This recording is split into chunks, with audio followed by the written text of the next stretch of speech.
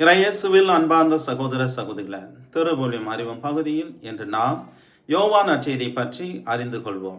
யோவான் நற்செய்தி திருவுலியத்தின் புதிய ஏற்பாட்டில் உள்ள 4 நற்செய்தி நூல்களில் 4வது மற்றும் தனித்துவமான நூலாகும். இது இயேசு கிறிஸ்துவின் தெய்வீக தன்மையை மையமாக கொண்டு மற்ற 3 நற்செய்தி நூல்களில் இருந்து, அதாவது மத்தேயு, மார்க், லூக்காவில் இருந்து வேறுபட்ட ஆழமான இறையியல் விளக்கங்களை நமக்கு தருகின்றது. முதலில் யோவான் நற்செய்தியின் நோக்கத்தை பற்றி பார்ப்போம். யோவான் தனது நற்செய்தியை ஏன் எழுதினார் என்பதை யோவான் 20ஆம் அதிகாரம் இறைவார்த்தை 31 தெளிவாக கூறப்படுகின்றது. இயேசுவே இறைமகனாகிய மெசியா என நீங்கள் நம்புவதற்காகவும் நம்பி அவர் பெயரால் வாழ்வு பெறுவதற்காகவே இந்த நூலில் உள்ளவை எழுதப்பட்டுள்ளன என்று. இரண்டாவது, இந்த நூலின் வரலாற்று பின்னணியை பற்றி பார்ப்போம்.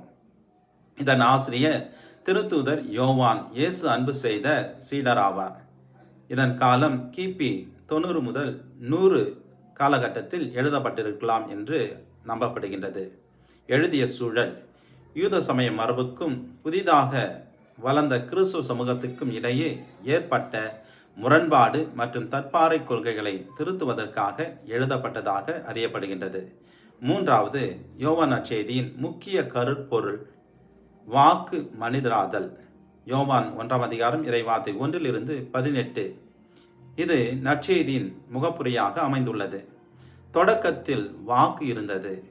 இயேசு கிறிஸ்துவே கடவுளின் வார்த்தை, லோகோஸ். அவர் படைப்பின் தொடக்கம் முதலே கடவுளோடு இருந்தார். அவரே கடவுளாகவும் இருந்தார். வார்த்தை மனிதரானது. அந்த தெய்வீக வார்த்தை மனித உருவெடுத்து நம்மிடையே கூடாரம் அமைத்து கிருபையும் உண்மையும் நிறைந்தவராக வாழ்ந்தார் என்று யோவான் 1ஆம் அதிகாரம் இறைவார்த்தை 14 கூறுகின்றது. யோவான் நற்செய்தியின் 7 அருமடையாளங்கள், த 7 சைன்ஸ் என்று ஆங்கிலத்தில் அழைப்பார்கள். யோவான் இயேசுவின் தெய்வீக வல்லமையை நிரூபிக்க 7 முக்கிய புதுமைகளை, அதாவது அடையாளங்களை பதிவு செய்துள்ளார். அவை முறையே: 1. கானாவில் திருமணம், தண்ணீரை திராட்சை ரசமாக்குதல். இந்த அடையாளத்தை யோவான் 2ஆம் அதிகாரம் இறைவார்த்தை 1-11 பகுதியிலே காணலாம். இதுவே ஆண்டவர் செய்த முதல் அடையாளமாகும். 2வது அடையாளம் அரசு அலுவலர் மகன் குணமாகுதல். இந்த அடையாளத்தை யோவான் 4ஆம் அதிகாரம் இறைவார்த்தை 46-54 பகுதியிலே காணலாம். 3வது அடையாளம் உடல்நலமற்றவர் குணமாகுதல்.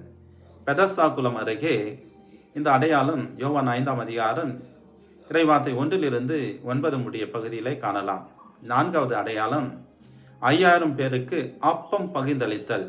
இந்த அடையாளத்தை யோவான் 6ஆம் அதிகாரம் இறைவார்த்தை 1-15 காணலாம். 5வது, இயேசு கடல் மேல் நடந்தார் என்பதை யோவான் 6ஆம் அதிகாரம் இறைவார்த்தை 16-21 காணலாம். 6ஆம் அடையாளம் பிறவியிலேயே பார்வையற்றவர் பார்வை பெறுதல். இந்த அடையாளத்தை யோவான் 9ஆம் அதிகாரம் இறைவார்த்தை 1-12 காணலாம். 7ஆம் அடையாளம் இறந்த லாசர் உயிர்ப்பெழுதல். இந்த அடையாளத்தை யோவான் 11ஆம் அதிகாரம் இறைவார்த்தை 1-44 காணலாம். இது இயேசுவின் உயிர்த்தெழுதலுக்கு முன் அறிகுறியாக அமைந்த அடையாளமாகும். நானே வாக்கியங்கள், ஐ ஆம் ஸ்டேட்மெண்ட். இயேசு தன்னை பற்றி வெளிப்படுத்த பழைய ஏற்பாட்டில் கடவுள் தன்னை வெளிப்படுத்திய அதே வார்த்தைகளை பயன்படுத்துகின்றார். அவை: 1. நானே வாழ்வு தரும் உணவு, 6ஆம் அதிகாரம் இறைவார்த்தை 35. 2வது வாக்கியம் நானே உலகின் ஒளி, 8ஆம் அதிகாரம் இறைவார்த்தை 2.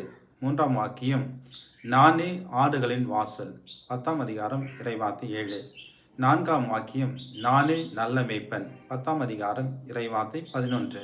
5ஆம் வாக்கியம் நானே உயிர்ப்பும் வாழ்வும், 11ஆம் அதிகாரம் இறைவார்த்தை 25. 6ஆம் வாக்கியம் நானே வழியும் உண்மையும் வாழ்வும், 14ஆம் அதிகாரம் இறைவார்த்தை 6. 7ஆம் வாக்கியம் நானே உண்மையான திராட்சை செடி, 15ஆம் அதிகாரம் இறைவார்த்தை 1. யோவான் நற்செய்தியின் அமைப்பை பற்றி இப்பொழுது பார்ப்போம். இந்த நூல் முக்கியமாக 2 பெரும் பிரிவுகளாக பிரிக்கப்பட்டுள்ளது. முதல் பகுதி அரும் அடையாளம் பகுதி, த புக் ஆஃப் சயின்ஸ், அதிகாரங்கள் 1 முதல் 12. இயேசு தன்னை உலகிற்கு வெளிப்படுத்துவதை இந்த பகுதியிலே பார்க்கலாம். இரண்டாம் பகுதி புகழ்மாட்சி பகுதி, புக் ஆஃப் குளோரி, அதிகாரங்கள் 13 முதல் 20. இங்கே இயேசுவின் பாடுகள், மரணம், உயிர்ப்பு மூலம் அவர் தமது மாட்சிமையை வெளிப்படுத்துவதை பார்க்கின்றோம். பிற சேர்க்கை, அதிகாரம் 21. இங்கே கலிலேயாவில் சீடர்களுக்கு தோன்றுதல் மற்றும் பேதுருவுக்கு பணி வழங்குதலை பற்றி இப்பகுதி விளக்குகின்றது. யோவான் நற்செய்தியின் இறையியல் சிறப்பு பற்றி பார்ப்போம். 1. தெய்வீகம். இயேசுவை இறைமகன், கடவுளுக்கு இணையானவர் என்று யோவான் உறுதியாக அறிவிக்கின்றார். 2. நிலை வாழ்வு. இயேசுவில் நம்பிக்கை கொள்ளுதல் என்பது சாவை கடந்து நிலை வாழ்வை பெறுதல் ஆகும். 5ஆம் அதிகாரம் இறைவார்த்தை 24. 3.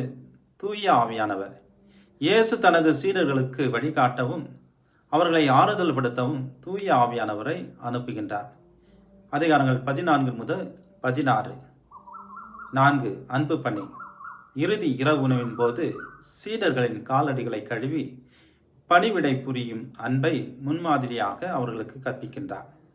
இறுதியாக யோவான் நற்செய்தி இயேசுவை வெறும் போதகராக மட்டுமல்ல, அவர் மனிதராய் வந்த கடவுளாகவும் உலகிற்கு ஒளியாகவும் வாழ்பவராகவும் அன்பின் உச்சமாக அவர் விளக்குகின்றார். ஆகவே அன்பர்களே, இயேசுவே இறைமகன் என்று நம்பி அவர் வழியாக வாழ்வு பெற யோவான் நற்செய்தி நம்மை அழைக்கின்றது. மீண்டும் திருவிவிலியம் அறிவும் பகுதியில் சந்திப்போம். அதுவரை இறை ஆசீர்வாதங்களோடு இருப்போம். எல்லாம் வல்ல அன்பிறைவன், தந்தை, மகன், தூய ஆவியார் உங்களை ஆசீர்வதிப்பாராக.